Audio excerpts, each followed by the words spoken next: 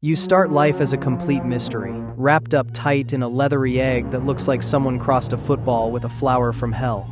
For who knows how long, you've been sitting there in the dark, waiting, just waiting. No Netflix, no snacks, no nothing. Then suddenly, something triggers your wake-up call. The egg petals peel back like the world's worst surprise party, and boom, you're alive and ready to party. Except this party has exactly one guest, one activity, and one very specific ending that nobody's going to enjoy. Your entire body is basically 8 fingers attached to a tail, which sounds weird because it is weird. You've got no eyes, no mouth to speak of, just pure instinct screaming at you to find something warm and breathing. You spring out of that egg like a jack-in-the-box on steroids, all pale and spider-like, your fingers already flexing with anticipation. The clock starts ticking the moment you taste air. You've got maybe 120 hours to complete your life's mission before you turn into alien jerky. Right away, you realize movement is your thing.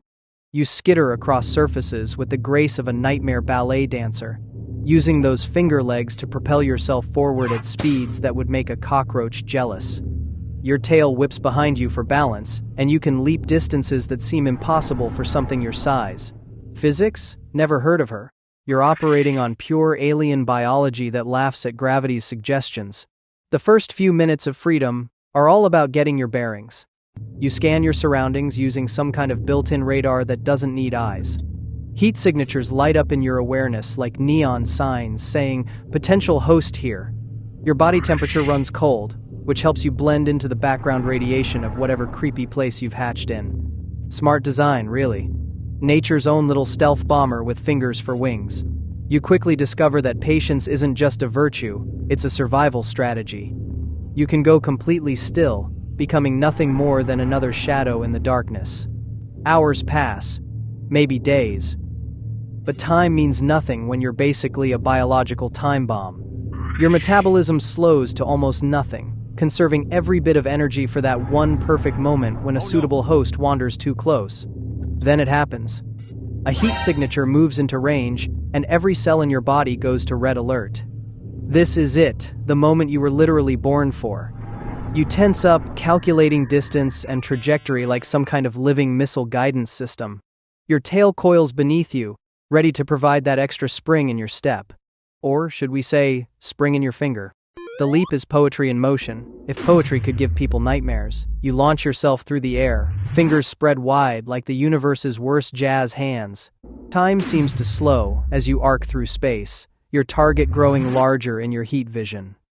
This is your NBA Finals, your World Cup, your entire existence compressed into a single aerial moment. Contact. Your fingers wrap around your target with a grip that would make a professional wrestler weep with envy, but you're not done yet. Now comes the really uncomfortable part. And trust me, nobody's having a good time here.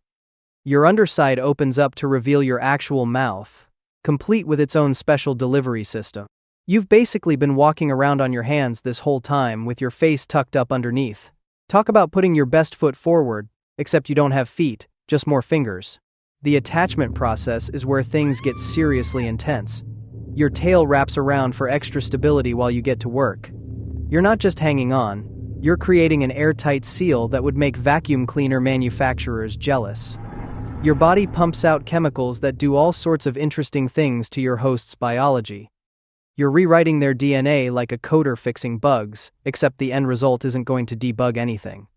Hours pass in this bizarre embrace.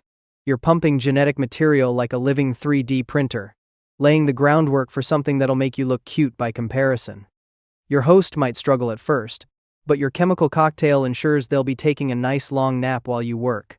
You're basically the worst anesthesiologist ever, but hey, at least your patient won't remember the procedure. The really messed up part? You're fully aware that this is a one-way ticket. Every bit of energy you pump into your mission brings you closer to your expiration date. You're literally giving your life for this cause, except nobody asked you if you wanted to be a martyr. You just woke up one day programmed to be the universe's most dedicated surrogate parent. As time goes on, you feel yourself getting weaker. Your grip loosens bit by bit as your life force drains away. The genetic payload has been delivered, the biological FedEx package signed for and received. Your fingers, once so strong and sure, start to go limp, Your tail uncurls like a dying snake. Mission accomplished, you think, if you can think at all. The detachment process is about as graceful as everything else in your life, which is to say not at all. You basically just fall off like a ripe fruit from a tree, except fruits don't usually leave behind tiny biological time bombs. You hit the ground with all the dignity of a dropped hamburger, your once powerful body now just a pale, deflated shadow of its former self. Your final moments are spent twitching on some cold surface. Your biological batteries completely drained. No goodbye party, no gold watch for years of service. Just you, alone, having completed the only task you were ever meant to complete. Your body starts breaking down almost immediately, turning into a puddle of organic goo that would make a janitor quit on the spot. But wait, it gets better. Remember that whole thing about being part of a perfect organism's life cycle? Well, congratulations, you were basically just the delivery driver. The real star of the show is about to make their grand entrance, and they'll get all the credit for being a perfect killing machine while you're just a stain on the floor that someone needs to mop up. Your entire existence lasted maybe a week if you were lucky, most of it spent sitting in an egg like the world's worst Kinder Surprise. You got one shot at glory, one chance to do the thing you were born to do, and success meant immediate death. No do-overs, no practice rounds, just straight from egg to extinction with a brief stop at face mounting station. Other creatures get to eat, sleep, maybe see a sunset or two. You get to be a biological USB drive with legs, transferring data from point A to point B before immediately becoming obsolete. Your legacy lives on, sure, but it's kind of like being proud that your kids grew up to be serial killers. Not exactly something you'd put on a resume if you lived long enough to need one. The cosmic joke is that you're considered one of the most fearsome creatures in the universe, but you're basically just nature's most aggressive delivery service. Amazon wishes they had your dedication to getting packages to their destination, though their drivers probably appreciate not dissolving into goo after each delivery. So there you have it, your entire existence as a facehugger. Born in the dark, live in the shadows, die on the floor. Your dating profile would read, enjoys long jumps, tight hugs, and intimate connections that last a lifetime. Well, your lifetime anyway. Looking for someone who's literally breathtaking. No commitment issues here, I'm all in from the first date. At least when you're dissolving into that pile of acidic goop, you can take comfort in knowing you gave it your all. Every finger, every moment, every bit of your being went into that one perfect score. Sure, you're dead now, but somewhere out there, your biological successor is about to redecorate someone's chest cavity from the inside out. If that's not leaving a mark on the universe, what is? Though honestly, a nice commemorative plaque would have been better than becoming an alien puddle that someone has to squeegee into a bucket. You wake up inside someone else's chest cavity. Not exactly the 5-star accommodations you were hoping for, but hey, at least it's warm and there's free room service in the form of blood and tissue. You've been gestating here for about a day now, and your host has been having the worst time of their life, sweating bullets and clutching their chest while their crewmates wonder if it's just bad space food. Spoiler alert, it's not the food. Time to make your grand entrance. You bite through the rib cage with the enthusiasm of someone opening birthday presents, except the present is freedom and the wrapping paper is human bone. Your host's screams provide the perfect soundtrack as you burst out, all slimy and magnificent, about the size of a snake but with way more personality. Your new roommates are screaming and running around, which is honestly pretty rude considering you just got here. You screech at them with your adorable baby voice and scurry off into the nearest air vent because confrontation isn't really your thing right now. Unlike your regular drone siblings who got the basic package, you're special. You're a queen chestburster, which means you've got the VIP genetics. While those other chumps will grow up to be workers and warriors, you're destined for management. You can already feel it in your developing crown ridge and the extra set of arms starting to bud from your chest. You're basically alien royalty, except instead of a silver spoon, you were born with a second mouth. You find a cozy spot deep in the ship's maintenance tunnels and start your metamorphosis. Growing from a foot-long worm thing to a 14-foot-tall nightmare takes serious dedication. Your skin molts off like the world's grossest sleeping bag, and underneath, you're developing that signature biomechanical look that would make H.R. Geiger proud. Your crown extends backward from your skull, making you look like you're permanently wearing the universe's most metal helmet. Those extra arms sprouting from your chest aren't just for show either. They're perfect for multitasking, like ripping apart enemies while still having hands free to lay eggs. Nature really thought of everything. Nice. Within hours, you're fully grown and ready to start your empire. First order of business: find a suitable location for your hive. You prowl through the ship, leaving trails of resin everywhere because interior decorating is important. The cargo bay looks promising, lots of dark corners and pipes to hang your future children from. You start secreting your special hive resin, mixing it with your saliva to create walls and chambers. It's basically Extreme Home Makeover, Xenomorph Edition. Now comes the fun part. Remember that massive ovipositor you've been developing? Yeah, it's time to put that bad boy to work. This thing makes up half your body length when fully extended, and you're about to become a one-alien egg factory. You position yourself in your biomechanical throne, which you've built from resin and probably some unfortunate crew member's bones, and start pumping out eggs. We're talking dozens of eggs per day, each one containing a facehugger just waiting to give someone the worst kiss of their life. Your first batch of children starts hatching, and you couldn't be prouder. Sure, they're parasitic nightmare creatures that reproduce by violating other species, but they're your parasitic nightmare creatures. Through some form of psychic connection that even you don't fully understand, you can command your growing brood. You're basically running a telepathic group chat where you're the admin and everyone else just follows orders. Kevin, go check out that noise in Sector 7. Sarah, stop playing with your food and just cocoon them already. Managing a hive isn't all egg-laying and telepathic bossing around. You've got to deal with food shortages when your kids eat through all the available hosts too quickly. There's always that one drone who thinks they're special and tries to challenge your authority, which you handle by literally ripping them in half because democracy has no place in your hive. Plus, you're constantly expanding, sending your workers to spread resin further throughout whatever facility you've infested, turning the whole place into your personal biomechanical nightmare palace. Your intelligence isn't just about running the hive efficiently. With an IQ of 175, you're smarter than most of the humans trying to kill you.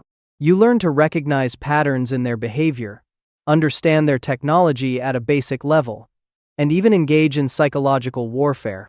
When that one survivor threatens your eggs with a flamethrower, you actually understand the threat and call your drones back. You're playing 4D chess while they're playing checkers, except the chess pieces can climb on ceilings and have acid for blood. Speaking of acid blood, yours is extra spicy. While your drones have blood that can eat through a few deck plates, yours could probably melt through a bank vault. It's your built-in security system, ensuring that even if someone manages to hurt you, they're going to have a very bad time. One tail swipe that draws your blood turns the floor into Swiss cheese and your attacker into fondue. Years pass, and your hive grows massive. You've got hundreds of children now, organized into different castes. Your warriors handle defense, your drones maintain the hive and gather hosts, and your praetorians serve as your personal bodyguards. They're like bouncers at the universe's worst nightclub, except instead of checking IDs, they're checking if you have a face that needs hugging. But success breeds jealousy. Other queens sometimes establish hives nearby, and suddenly you're in a turf war. Queen-on-queen combat is rare but spectacular. You're both massive, intelligent, and absolutely ruthless. The fighting involves tail strikes that could pierce tank armor, acid spray that turns everything into soup, and your 4 arms working overtime to grab and tear. Your children clash with hers in the tunnels between your territories while you two duke it out like kaiju in a very confined space. Eventually, you emerge victorious because you're not just strong, you're clever. You sent a squad of your fastest runners through the vents to attack her egg chamber while she was distracted fighting you. Nothing makes a queen angrier than threatening her eggs, and in her rage, she made mistakes. Now her territory is yours, and you've absorbed her surviving children into your brood because waste not, want not. As decades pass, you grow even larger. Some queens can reach truly massive proportions, and you're well on your way. Your egg production has become so efficient that you're laying them almost constantly, your ovipositor never getting a break.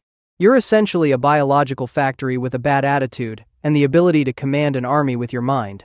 But even queen's age, your carapace, once smooth and glistening, starts showing wear. Your egg production slows down. Some young Praetorian in your hive starts getting ideas above their station, going through changes that could let them molt into a new queen.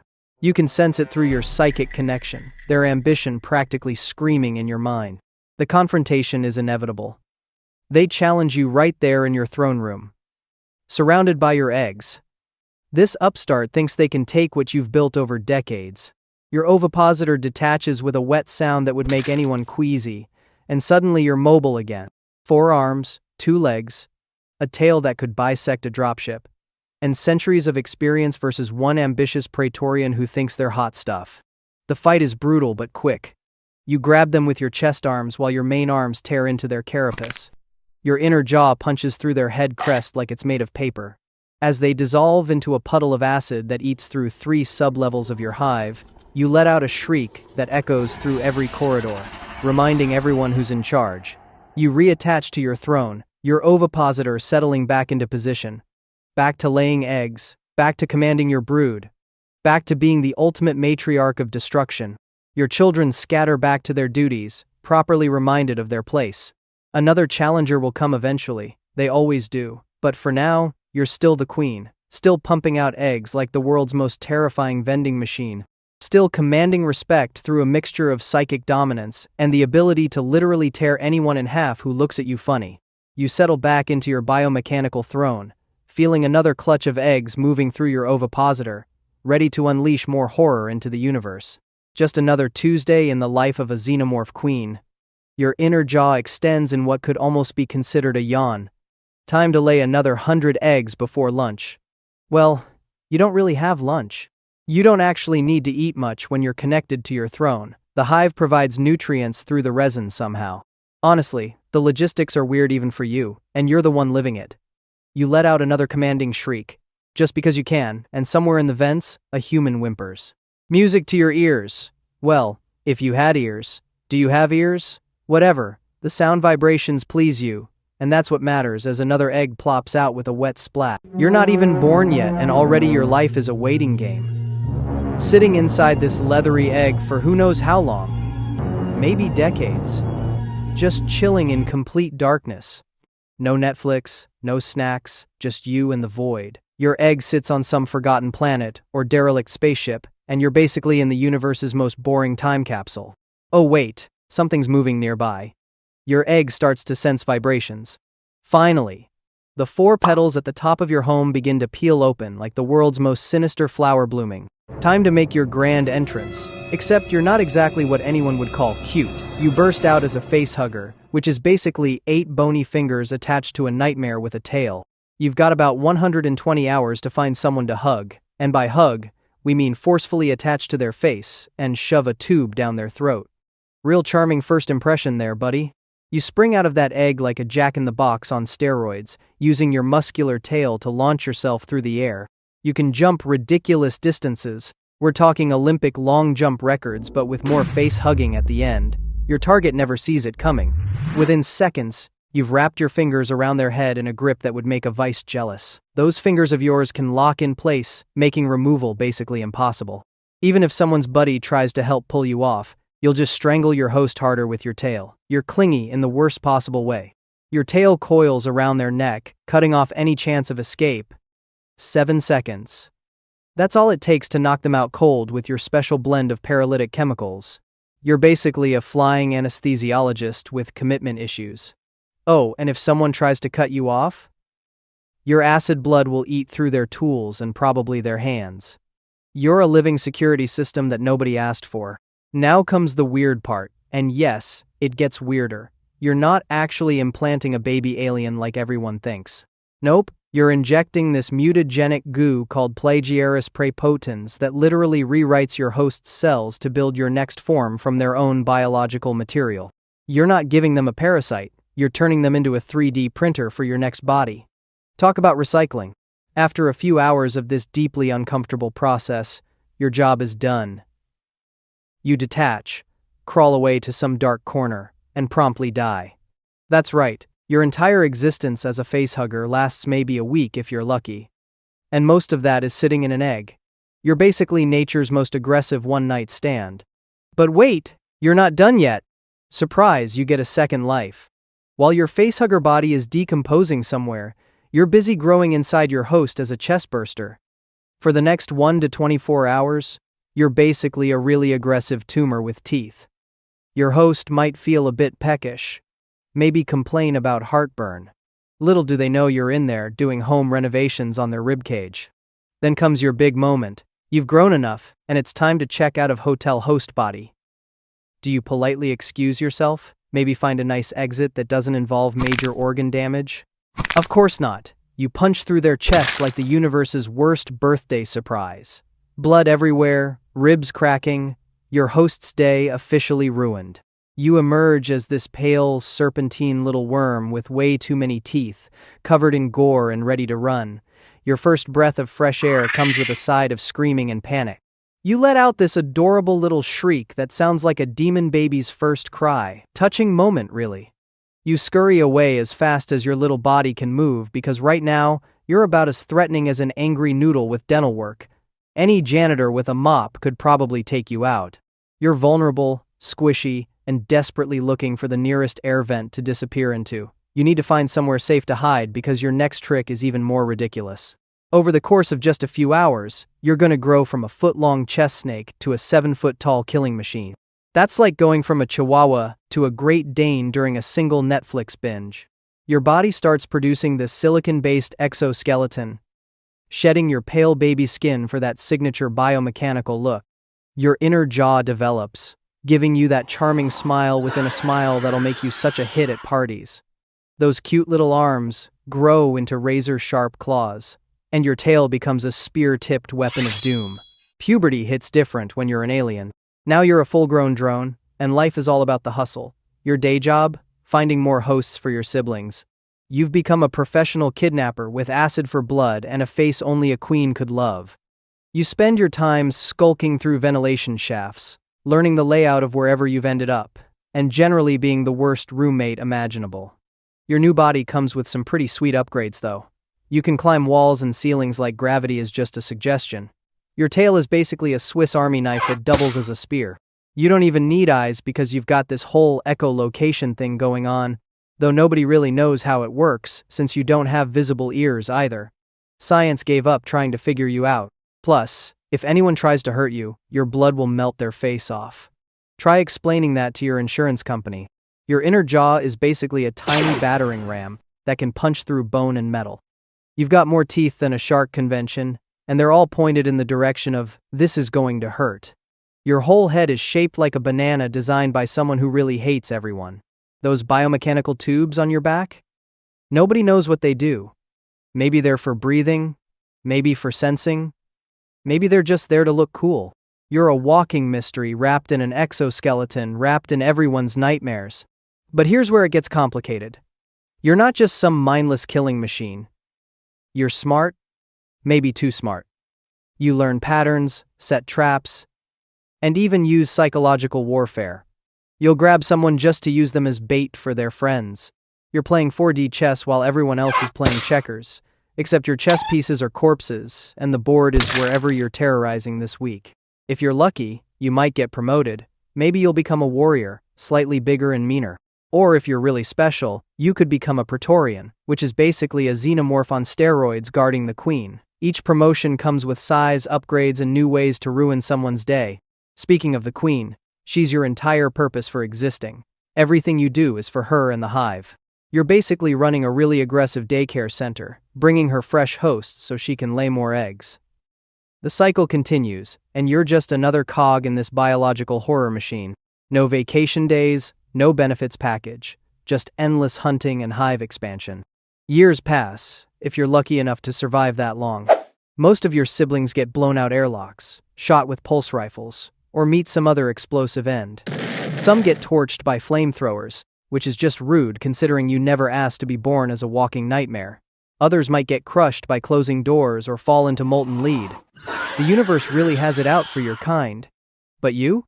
You're getting older, slower. That exoskeleton isn't as shiny as it used to be. Your acid blood doesn't quite have the same sizzle. You've gone from apex predator to that guy who peaked in high school. Your biomechanical joints creak when you crawl through vents now. Sometimes you have to take a break halfway through stalking prey just to catch your breath, even though nobody's really sure if you actually breathe. Then one day, You're stalking through the shadows when you realize you can't quite make that wall climb like you used to. Your tail strikes are a fraction slower. Some younger drone is already eyeing your favorite hunting routes. You've become the alien equivalent of that coworker who still uses a flip phone and complains about kids these days. Your final hunt doesn't go as planned. Maybe you misjudge a jump, or your reflexes just aren't what they were. You find yourself cornered, wounded, acid blood pooling beneath you.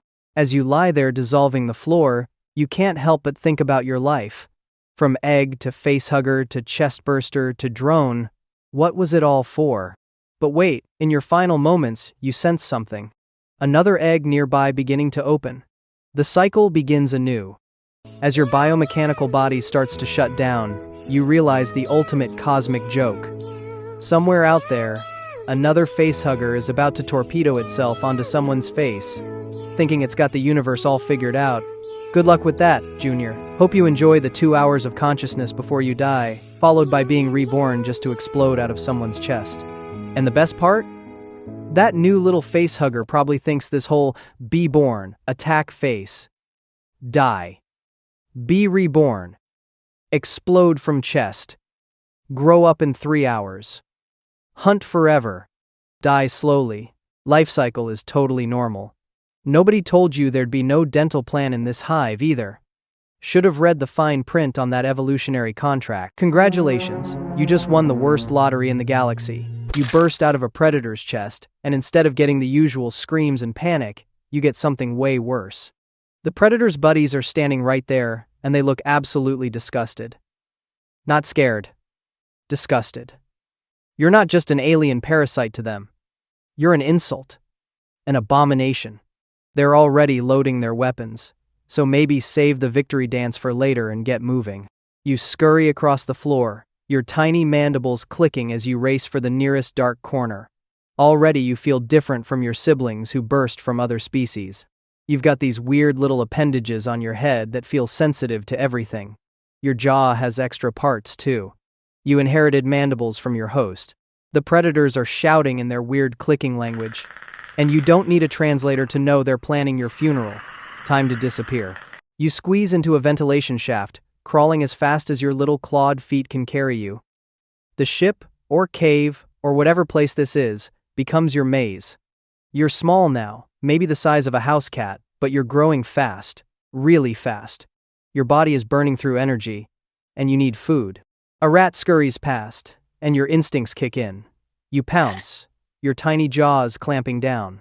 First meal secured. Not exactly a 5-star dinner, but you take what you can get. Days pass, and you're getting bigger, much bigger. Your skin is paler than other xenomorphs, almost grayish. Those dreadlock things on your head are growing longer, and you're starting to realize they're not just for show. They pick up vibrations, help you sense movement around corners. They're basically radar, and that's pretty useful when everyone wants to kill you. Your mandibles are getting stronger too, adding an extra layer of bite to your already terrifying jaw. You're around 3 feet tall now, and your muscles are developing fast. But here's the thing. Being strong doesn't matter if you're dead.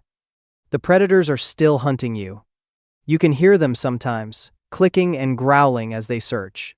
They're not just trying to kill you because you're a xenomorph.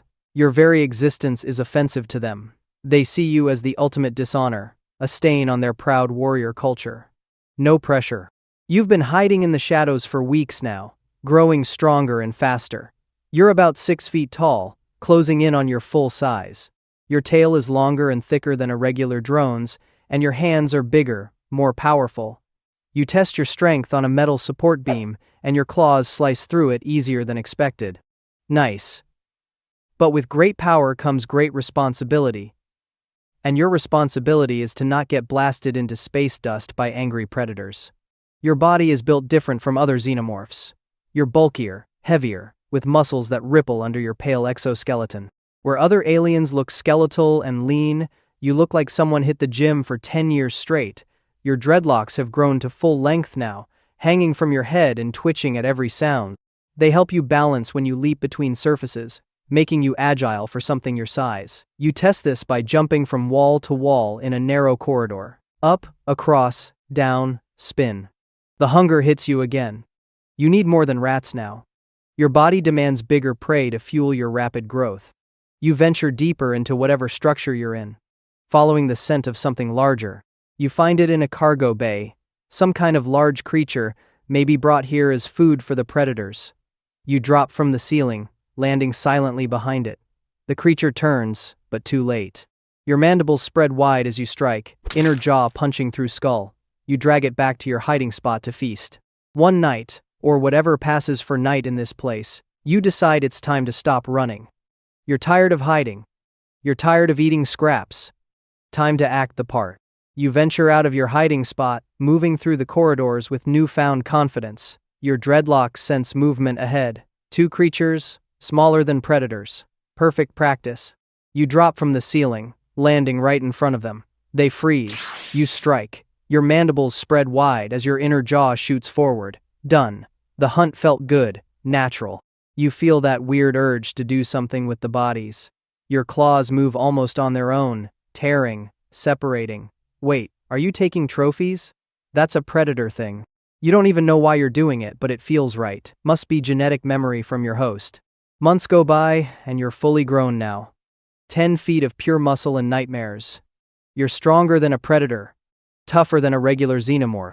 You're the best of both worlds and the worst at the same time. You've been moving through different areas, hunting, surviving. Sometimes you run into other xenomorphs. They seem confused by you, but they don't attack. You're one of them after all. Just bigger. And uglier. And way more dangerous. But the predators haven't forgotten about you, not even close. One day, you're stalking through a forest when you pick up a familiar scent, that clicking sound. You turn, and there he is. A predator, fully armed, biohelmet on, plasma caster charged. He's been tracking you. This isn't some random encounter. He came here specifically to end you. The fight starts fast.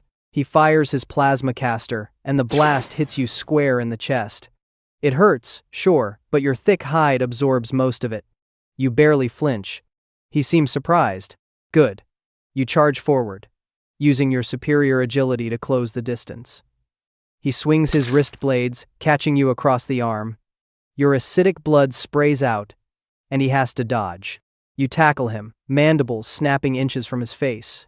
He kicks you off with both legs, sending you flying back. You land on your feet, tail whipping behind you for balance. This predator is good, experienced, but you're better. You leap to the side as he fires again, then spring forward in a zigzag pattern he can't track. Your claws rake across his chest, tearing through armor. He roars in pain and fury. You grab his arm, the one with the plasma caster, and tear it clean off. He's still fighting though. Tough species. The battle goes on for several more minutes. He lands hits, you land more. Finally, you wrap your tail around his leg and yank, sending him crashing to the ground. Your claws pin him down. He stops struggling, knowing it's over. You could finish him now, should finish him. But something makes you pause. Maybe it's respect, maybe it's that genetic memory again. Either way, you hesitate just long enough for him to activate something on his wrist.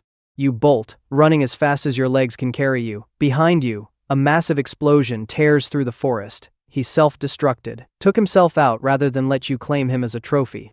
At least you survived. Years pass. You're a legend now among both species. Xenomorphs see you as the ultimate warrior. Predators see you as the ultimate target. You've fought dozens of them, killed most, escaped the rest. You've survived plasma fire, explosions, even a brief dip in magma that would have melted any other creature. Your hide is tough, your strength unmatched. You've noticed something interesting about yourself. When you get really angry or threatened, you let out this vocalization that sounds almost exactly like a predator's roar mixed with a xenomorph's hiss. It's unsettling. Even you find it creepy. Other creatures hear it and just freeze. That moment of confusion gives you the advantage you need. Sometimes you wonder if you should find a hive, join up with other xenomorphs, but every time you get close to a group, that solitary instinct kicks in. You hunt alone. You fight alone. Maybe it's the predator genes, or maybe you just don't play well with others. Either way, you've carved out your own territory and defended it against all comers. You're not invincible. You know that. Every fight takes a toll. Every hunt requires more effort than the last. You're still strong, still dangerous, but you're not getting any younger. One day, you sense something different. A whole hunting party. Elite predators. The best of the best. They've decided that one hunter isn't enough. You could run, you could hide, but what's the point? You've been running your whole life. You're tired. Besides, if you're going out, might as well go out swinging. You stand your ground as they approach. There are 6 of them, all armed to the teeth. The battle is chaos. Plasma blasts everywhere. You're moving, striking, using every trick you've learned. You take down 2 of them before the others start coordinating better. A net wraps around you. You tear through it with your claws, but it slows you down just enough for a spear to pierce your side. You roar, that weird predator-xenomorph hybrid sound. You're losing, you know it, but you're taking as many with you as possible. Another one falls to your tail strike. 3 down, 3 to go. Your vision is getting blurry. Blood loss, maybe. Or maybe you're just tired. One of them steps forward, the leader probably. He raises his plasma caster for the final shot. You bare your teeth, mandibles spread wide in defiance. At least you made them work for it. The last thing you think before everything goes dark is pretty simple. Worth it. And also, you really hope none of those predators you killed were carrying facehuggers, because wouldn't that just be the ultimate revenge? You squeeze into existence from your parents' thorax in a cold metal container, one tadpole among dozens, all of you wriggling in a tiny puddle of murky liquid that smells vaguely of iron and despair. Welcome to life as Species 19, though nobody asked you what you wanted to be called. Your parent doesn't stick around for hugs or life advice. They're already working on unscrewing the lid of your containment unit because apparently, that's the family business now. You're basically a swimming comma with ambitions of becoming a full-blown nightmare. Your siblings bump into you constantly. Everyone fighting for the best spot in this metallic swimming pool. Some corporate scientist labeled your container years ago, and you've been floating here in what feels like the galaxy's most boring aquarium. 65 years your ancestors have been trapped in this ship called the Maginot, generation after generation living in glorified pickle jars. But today, something's different. The whole ship shudders, metal groans, and suddenly your container tilts sideways. The lid pops off. Not from your parents' clever unscrewing this time, but from the pure chaos of a crash landing. Water spills everywhere, carrying you and your siblings across the laboratory floor. You slide under a cabinet, past some sparking wires, and straight into a drain pipe. Down you go, tumbling through darkness until you splash into what appears to be the ship's water system. Score! This is way better than that cramped container. You swim through the pipes, your tiny body navigating the current with surprising ease. Your instincts tell you exactly what to do. Find a warm body, get inside, and start the feast. It's not exactly a heartwarming life goal. But hey, you didn't write your own genetic code. After what feels like hours of pipe surfing, you emerge in what looks like a water bottle. How convenient. Someone's definitely going to drink from this eventually. Sure enough, here comes your first victim. Some science officer reaches for the bottle, completely unaware that you and 3 of your siblings are doing synchronized swimming routines inside. They take a long drink, and down you go, riding the waterfall straight into their esophagus. Your siblings scatter to different parts of the digestive system, but you've got your eyes, or whatever sensory organs you have, set on the real prize, the bloodstream.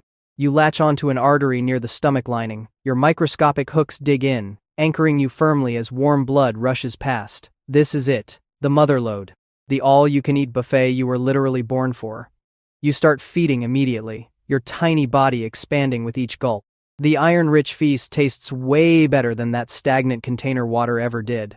Days pass as you grow from tadpole to something more substantial. Your body develops segments, little appendages sprouting from your sides. You're becoming less comma, more apostrophe with legs. The host starts feeling tired, probably wondering why they're so exhausted lately. Sorry, not sorry. But you've got growing to do. Your appetite increases exponentially. What started as gentle sips from the artery becomes aggressive, gulping. You're doubling in size every few days, your body stretching and expanding inside the warm darkness of your host's body cavity. Your siblings are doing the same thing in their respective locations. You can sense them somehow, all of you connected by some weird biological Wi-Fi that nobody really understands. 3 weeks in, and you're ready for the grand exit. Your body has grown too large for this meat apartment, and honestly, the rent's getting expensive in terms of blood consumption. You and your siblings coordinate your emergence, because apparently even parasitic aliens understand the value of teamwork. You all burst through different exit points simultaneously. You choose the chest route, classic but effective, tearing through tissue and bone with your newly developed mandibles. Fresh air hits you for the first time, though calling the recycled ship atmosphere fresh is generous. You're about the size of a fat slug now, your body sections pumping as you crawl away from your former host. Behind you, your siblings emerge from various other unfortunate points of exit. Together, you scatter across the laboratory floor, each searching for your next meal. Growing into your juvenile phase is rough. You've got competition from your siblings, and everyone's hunting the same prey. The ship's ecosystem is limited, mostly consisting of whatever crew members are still stumbling around after the crash. You've developed better senses now, able to detect body heat from several meters away, smell the iron and blood through skin. Your body has grown to about the size of a large leech, with distinct segments and multiple pairs of gripping appendages. You discover you can spin web-like structures, though honestly, you're not entirely sure what they're for. Maybe tripwires? Elaborate art installations? Your genetic memory isn't exactly clear on this feature. You string them across doorways and ventilation shafts anyway, because why not use every tool in your biological toolkit? One day, you detect a group of warm bodies approaching your section of the ship. Fresh meat! But these ones are different, wearing thick armor and moving cautiously. You've learned to be smart about this. You work with another tick, tag-teaming the situation. While your partner distracts one of them by making obvious movements near a computer terminal, you silently drop from the ceiling onto another's neck. Your specialized mouthparts pierce through the soft spot where helmet meets suit. The blood that flows out is incredible, probably the best meal you've had since leaving your first host. You feed greedily, your rear segment swelling like a grotesque balloon. Within minutes, you've drained enough blood to make your victim collapse. Your body is now disgustingly engorged, dragging behind you as you crawl away to digest this feast. The ship has become your hunting ground. You've memorized every corridor, every hiding spot, every water source where you might lay your own offspring someday. You and the other ticks have developed a weird social structure. Not exactly friendship, more of a mutual understanding. You hunt together when it benefits everyone, scatter when resources get scarce. Sometimes you even share information through chemical signals, warning each other about threats or pointing toward fresh prey. You've grown massive now, your body easily the size of a football when fully engorged. Your intelligence has developed beyond simple hunting instinct. You can problem solve, recognize patterns, even predict behavior.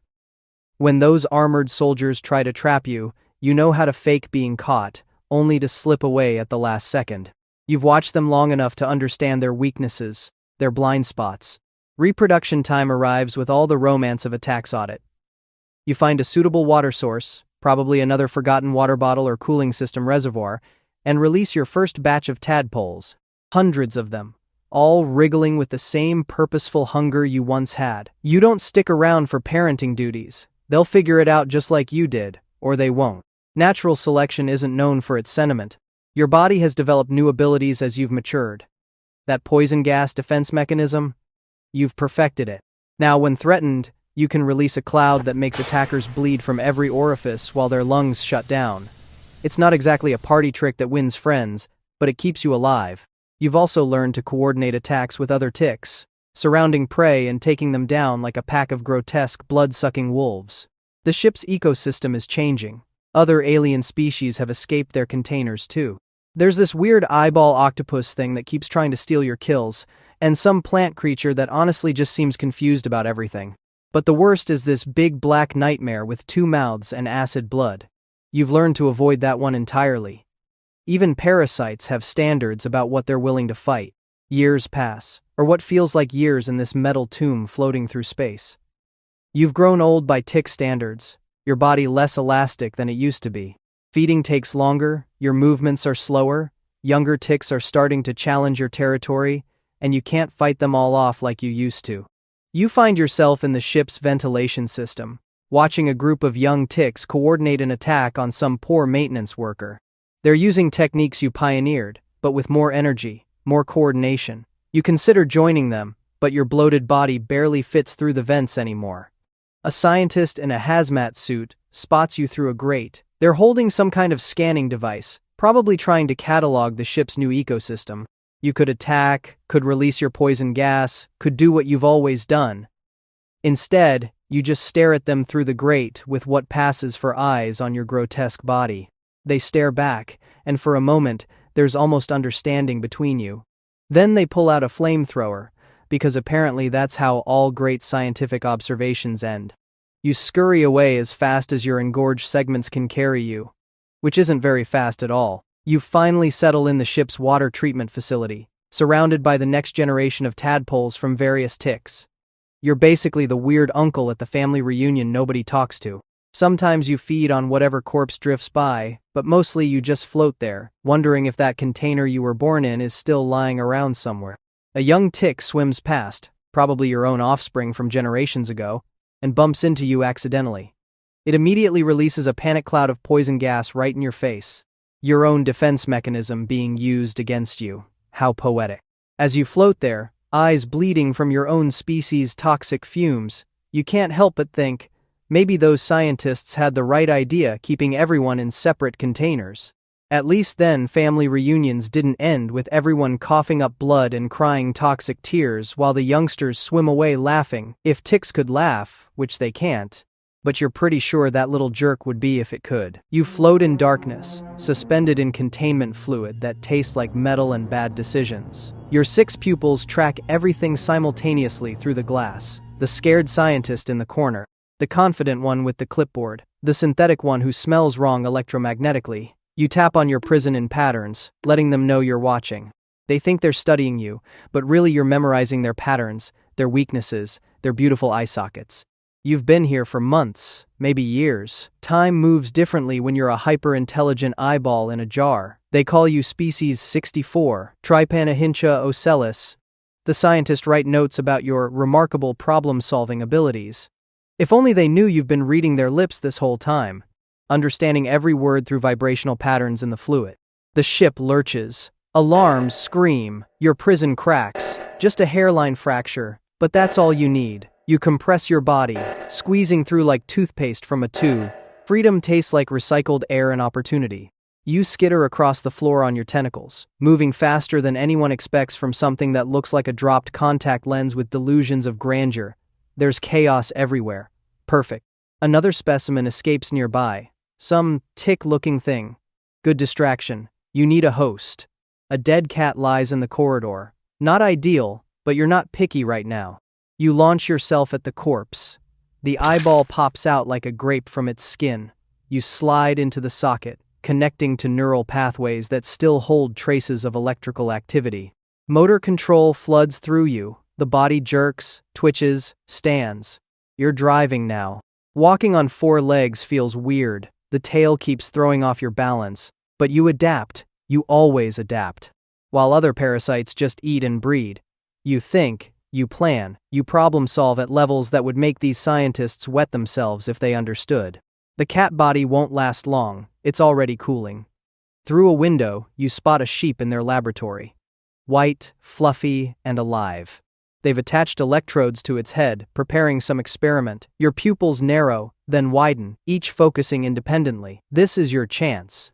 You abandon the cat with casual indifference. Your tentacles propel you forward in a horrifying ballet. The sheep sees you coming, and you can taste its fear through electromagnetic signatures. You leap.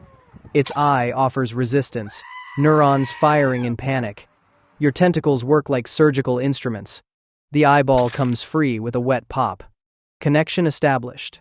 The sheep's brain floods your consciousness with primitive thoughts about grass and predators. You override everything, flooding the neural highways with your signals.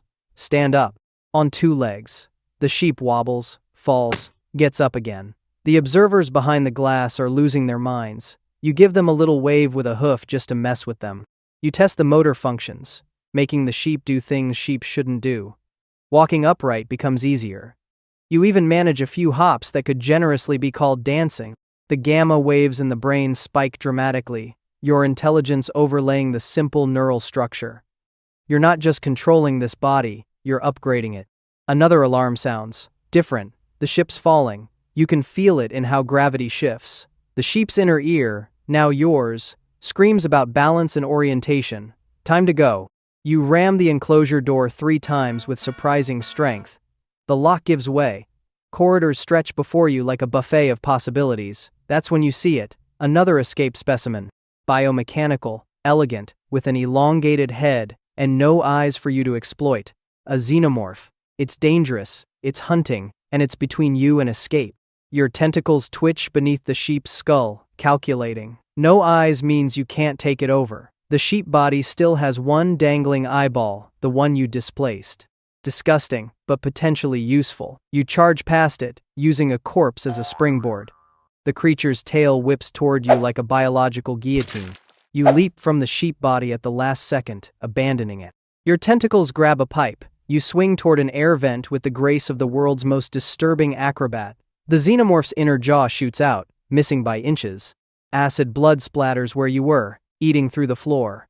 You squeeze through ventilation, your boneless body compressing as needed. Behind you, its screech echoes through metal tubes. Too big to follow. Through a vent grate, you spot an engineer. Male, muscular, unconscious but breathing. Perfect.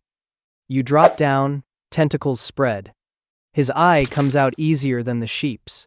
Practice makes perfect. You slide in, connect, and suddenly you're seeing through human eyes. The resolution's incredible. The color range makes you want to weep if you knew how.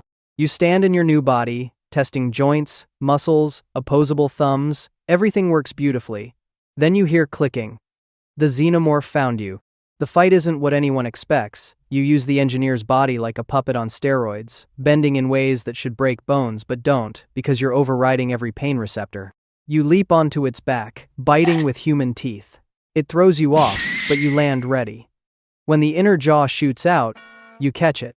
Your tentacles extend from the eye socket, wrapping around the appendage. The xenomorph reels back, confused.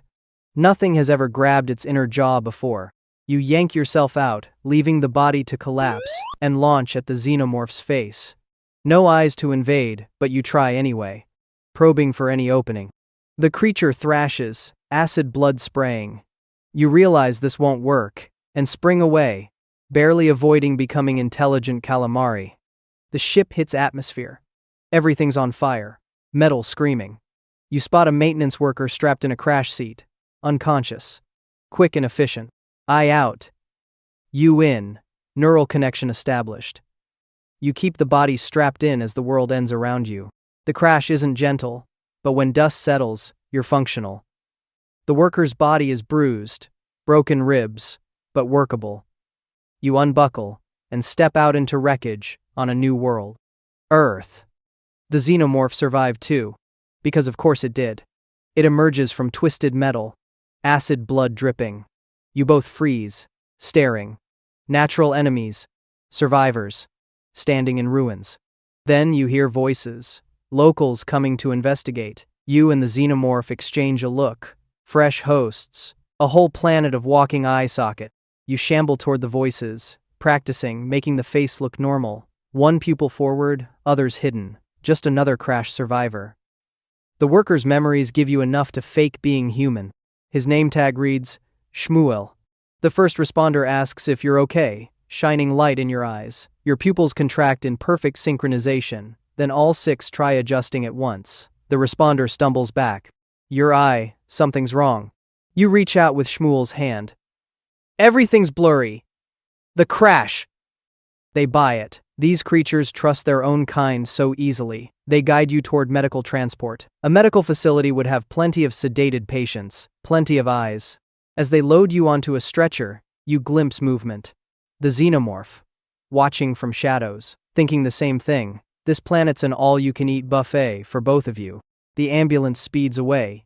The paramedic checking vitals has really nice eyes. Brown, healthy corneas, perfect socket depth. You file that away for later. Can you tell me your name? Shmuel, you respond, proud of how human you sound. Your stomach growls. Right. Human bodies need food. Can you eat through the eye socket? What do eyeballs eat anyway? The ambulance hits a bump. All 6 pupils roll different directions like marbles. You quickly close the eyelid. Being a parasitic eyeball on Earth is complicated. But better than floating in that jar. The paramedic leans over to check pupil response. You let just 2 pupils track the penlight. They freeze, blink. You've already adjusted back to 1. Did you just? You cough dramatically. Water, please. They turn away. This is going to be fun. For you. For everyone else? That clicking in the shadows suggests their day's about to get worse. The hospital looms ahead. Lit windows, bustling emergency room. Your next hunting ground. Your tentacles quiver with anticipation, making Shmuel's face twitch. Just nerves, you tell the concerned paramedic. If only they knew whose nerves they actually were. The automatic doors slide open, welcoming you to a building full of unconscious patients and absolutely no idea what just arrived. Somewhere behind you, a xenomorph is probably thinking the exact same thing. You call that competition.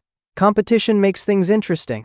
And interesting is so much better than boring. You emerge from the birthing chambers on your homeworld, already standing 10 feet tall, pale as fresh printer paper, and completely hairless. No cute baby phase for you. Your parents glance at you once, nod approvingly at your properly formed oblong-crossed pupils, and immediately hand you over to the education collective. Welcome to Engineer Society, where parental affection is about as common as hair follicles on your smooth alabaster dome. Your first few decades are spent learning the basics. And by basics, we mean manipulating DNA like it's Play-Doh, operating spacecraft that make the USS Enterprise look like a paper airplane, and memorizing the genetic sequences of about 3,000 different species you'll eventually create or destroy. No pressure. Your classmates are all equally pale, equally tall, and equally confused about why your civilization's idea of fun is seeding planets with life just to see what happens. You spend your days in massive biomechanical structures that seem alive, watching your instructors operate holographic displays with their elongated fingers while speaking in a language that sounds like someone gargling marbles underwater. At age 50, which is basically your teenage years, you get your first biosuit. This thing is not just armor, it's a living, breathing extension of your body with its own circulatory system. Putting it on feels like wearing someone else's organs on the outside. The helmet makes you look like an elephant had a baby with a xenomorph, which honestly isn't winning you any beauty contests. But who needs good looks when you can bench press a spaceship? Your instructor shows you how to pilot the Juggernaut-class vessels, those massive horseshoe-shaped ships that can travel between star systems faster than you can say, genetic abomination. The control system? A flute. Yeah, you read that right. You literally play music to fly your ship. One wrong note, and instead of landing on Planet X, you've just initiated the self-destruct sequence. Oops. By your 100th birthday, you're assigned to the life-seeding division. Your job is to travel to barren planets and literally create life from scratch. How? Well, remember that black goo everyone keeps in those creepy cylindrical containers? That's your toolkit. Mix it right, and you get a thriving ecosystem. Mix it wrong, and you get nightmarish killing machines with acid for blood. No big deal. The training facility for this job is basically a greenhouse from hell.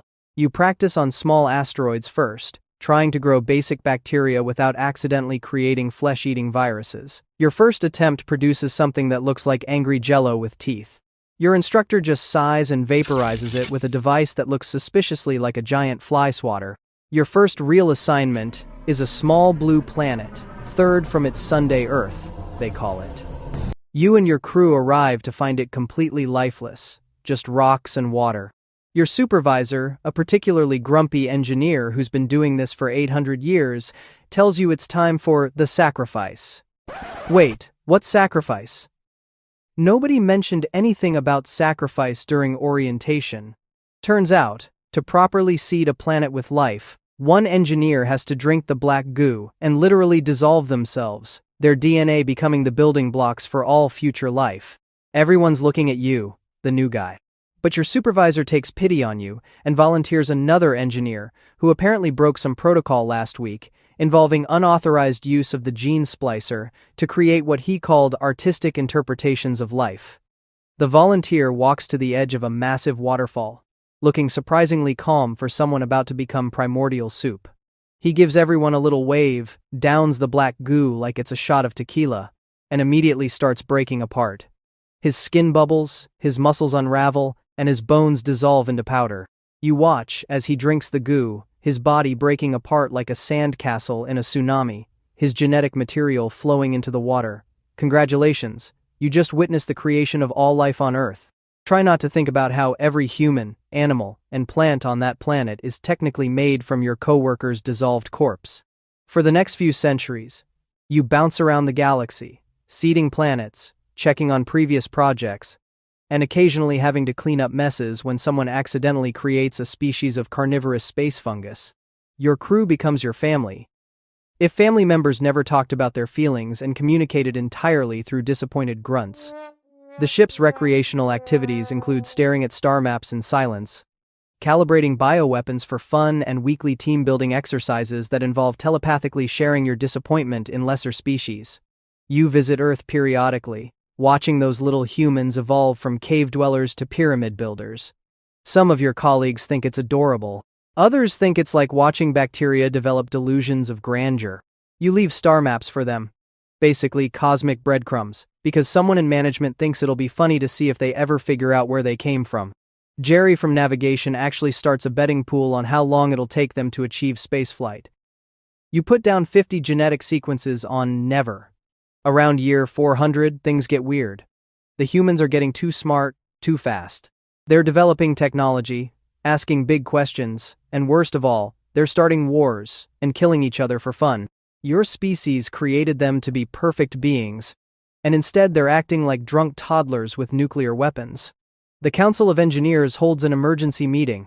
The conference room is a massive organic chamber that pulses like a giant heart, and everyone's arguing in that sophisticated marble-gargling language about whose fault this mess is. Dave from Planetary Design insists his genetic template was flawless. Karen from Quality Control says nobody told her to check for homicidal tendencies. The decision? Wipe them out and start over.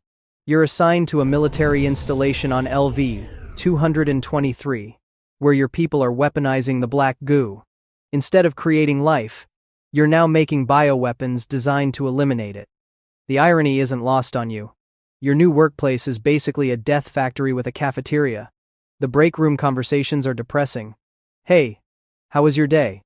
Oh, created a parasitic organism that liquefies internal organs. You made something that turns DNA inside out.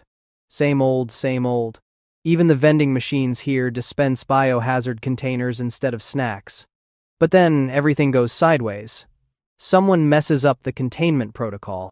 Maybe Bob from engineering accidentally dropped a canister, or maybe Steve thought he could make a better version of the pathogen. Either way, the black goo gets out. Your coworkers start mutating into things that would give H.P. Lovecraft nightmares. The facility goes into lockdown. You're running through corridors as your friends transform into writhing masses of teeth and tentacles. You make it to a hypersleep chamber and seal yourself in, setting the timer for, indefinitely. Better to sleep through the apocalypse than become part of it. You wake up 2,000 years later to some android speaking your language. Finally, rescue. Except it's not rescue. It's a bunch of humans who somehow found your facility, and they want you to make their decrepit leader immortal. The audacity. These walking genetic mistakes, who you were planning to exterminate, are now demanding eternal life? You've been asleep for 2 millennia with the worst case of morning breath in the galaxy. And this is what you wake up to? Your muscles are stiff from the longest nap in history, your biosuit needs a serious update, and your hypersleep chamber's warranty definitely expired about 1,950 years ago. The android tries to sweet-talk you in broken Proto-Indo-European that sounds like he learned it from a discount language app. He's going on about his father wanting to live forever, gesturing dramatically like he's auditioning for a community theater production. Meanwhile, you're still trying to process that these creatures you were supposed to delete from existence have somehow achieved space travel. It's like finding out the mold in your refrigerator has developed a space program. You've had enough. You rip the android's head off like opening a can of soda, then proceed to demonstrate your disagreement with the human's request by redecorating the room with their internal organs. Time to finish what you started 2,000 years ago. You head to your ship, ready to complete the mission, and turn Earth into a lifeless rock. You're playing your departure tune on the ship's flute, really getting into the melody, when suddenly these idiots crash their tiny ship into yours. Your juggernaut goes down harder than your species' reproduction rate. Crawling from the wreckage, you're beyond angry. You track down the last surviving human, ready to squeeze her like a stress ball. Just as you're about to finish the job, something grabs you. It's huge, pale, and has way too many tentacles. A trilobite, they call it, basically what happens when human reproduction meets your black goo. The thing latches onto your face, and you feel something forcing its way down your throat. You wake up feeling like you've swallowed a bowling ball. Your chest hurts. No, scratch that, your chest is moving. Something's trying to get out. This can't be happening. You're an engineer. You created life across the cosmos. You built civilizations. You played the space flute. And now you're about to give birth through your ribcage to humanity's twisted revenge baby. The thing bursts out. A perfect killing machine that's part you, part human, and all nightmare. As you're lying there, your chest cavity resembling an exploded piñata, watching this thing scurry away to probably mate with something even worse, you can't help but think, maybe you should have just stayed in bed another 2,000 years. At least your death creates the very thing that will haunt humanity's nightmares for centuries to come. That's something, right? Your legacy isn't the creation of mankind or the seeding of worlds. It's being the galaxy's worst baby daddy to a race of acid-blooded murder machines that will terrorize space truckers and colonial marines for generations. Your mom would be so proud if she had ever bothered to show any emotion besides mild disappointment.